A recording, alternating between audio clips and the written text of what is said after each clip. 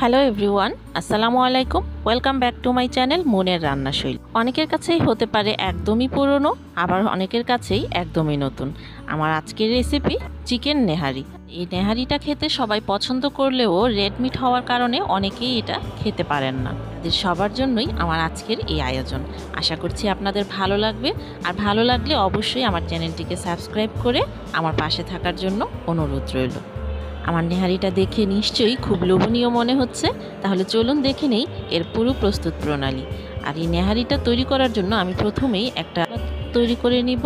আর এই মশলাটা কিন্তু যে কোনো মাংস রান্নায় আপনারা ব্যবহার করতে পারবেন। আমি প্রথমেই আপনাদেরকে মশলাগুলো দেখিয়ে দিচ্ছি।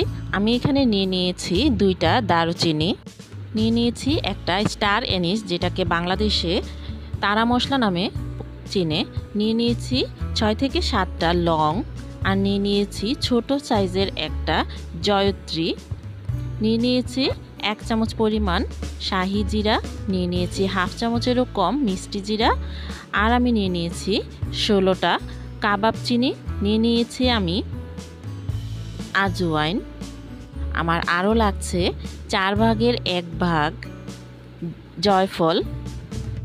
এখন এই সবগুলো উপকরণ আমি একটা প্যানে দিয়ে দিচ্ছি এবং চুলার আঁচটা ধরিয়ে সামান্য হাই হিটেই আমি এগুলোকে একটু টেলে নিব। সাথে আমি দিয়ে দিচ্ছি আরও 4-5টা এলাচ। এগুলোকে আমি খুব বেশি পরিমাণে ভাজবো না, হালকা করে একটু টেলে নিব যেন খুব সুন্দর একটা স্মেল আসে। তবে খুব বেশি ভাজলে কিন্তু এর স্মেলটা নষ্ট হয়ে যাবে। তো হালকা করে ভেজে নেওয়া হয়ে গিয়েছে। এখন আমি একটা ব্লেন্ডারের জারে এগুলোকে গুঁড়ো করে নিব।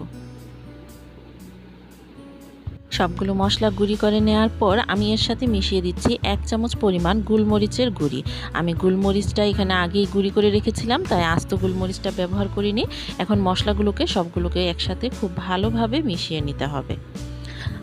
আমার মশলাগুলো মেশানো হয়ে গিয়েছে। এখন আমি চুলায় একটা কড়াই বসিয়ে দিব, আর সেই কড়াইয়ের মধ্যে দিয়ে দিব পরিমাণ মতো রান্নার তেল। তেলটা গরম হয়ে গেলে আমি এর মধ্যে দিয়ে দিব 1 চামচ পরিমাণ আদা বাটা, 1 চামচ পরিমাণ রসুন বাটা দিয়ে আমি এগুলোকে তেলের সাথে মিশিয়ে দিব। সামান্য পরিমাণ ভেজে নিব। যখনই সুন্দর একটা স্মেল ছড়াবে তখন এর মধ্যে আমি দিয়ে দিব কেটে রাখা চিকেনগুলো। আমি এখানে চিকেনগুলোকে রেগুলার সাইজ করেই কেটে নিয়েছি, আপনারা আপনাদের পছন্দ মতো করে কেটে নিতে পারেন। আমি এখানে 1 কেজি পরিমাণ চিকেন নিয়েছি। এখন আমি চিকেনগুলোর মধ্যে সামান্য লবণ ছিটিয়ে দিব, দিয়ে চিকেনগুলোকে একটু ব্রাউনিশ করে ভেজে নিব। যখনই একটা পাশ হয়ে যাবে তখন আমি চিকেনগুলোকে একটু উল্টে দিব।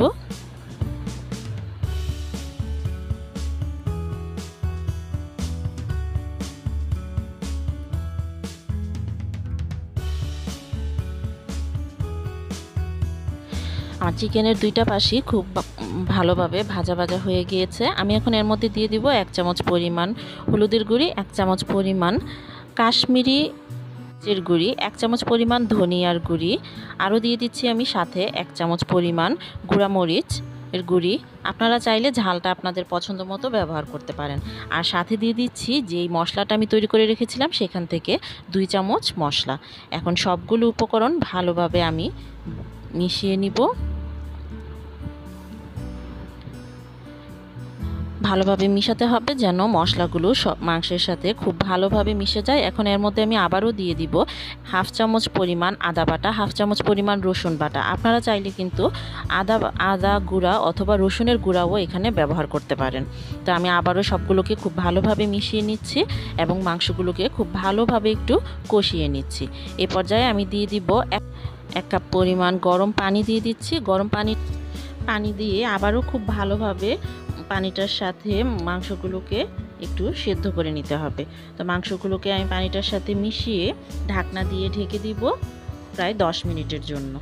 ফিরে আসছি 10 মিনিট পর। আর এর মাঝখানে আমি ব্যাটার তৈরি করে নিব। আর ব্যাটারটার জন্য আমি এখানে নিয়ে নিয়েছি 2 চামচ পরিমাণ আটা, আর নিয়ে নিয়েছি 2 চামচ পরিমাণ পানি। পানিটা আরও বেশি পরিমাণে লাগতে পারে। ব্যাটারটা খুব পাতলা করে গুলতে হবে, ঠিক যেমনটা আমরা কর্নফ্লাওয়ার গুলে দেই পানির সাথে, ঠিক সেইভাবেই আসলে ব্যাটারটা করতে হবে। তো যখনই মাংসটা এইভাবে সিদ্ধ হয়ে আসবে এবং এর মধ্যে থাকা ঝোলটাও একটু ঘন হয়ে আসবে, ঠিক তখন দিয়ে দিব আরও 2 কাপ পরিমাণ গরম পানি, সাথে দিয়ে দিব পরিমাণ মতো লবণ। লবণটা অবশ্যই এই পর্যায়ে চেক করে নিব। পানিটা যখনই এভাবে ফুটতে শুরু করবে এবং এর মধ্যে উপরে তেলটা ভেসে আসবে, তখন একটা চামচের সাহায্যে উপরে ভেসে ওঠা তেলটাকে আমি একটু তুলে নিব। যদিও আমি রান্নার সময় এতে তেলের পরিমাণটা খুবই অল্প দিয়েছি, তাই খুব বেশি পরিমাণে তেল কিন্তু উপরে দেখা যাচ্ছে না। তবুও যে পরিমাণ তেল দেখা যাচ্ছে সেটাই কিন্তু আমি চামচের সাহায্যে তুলে নিচ্ছি।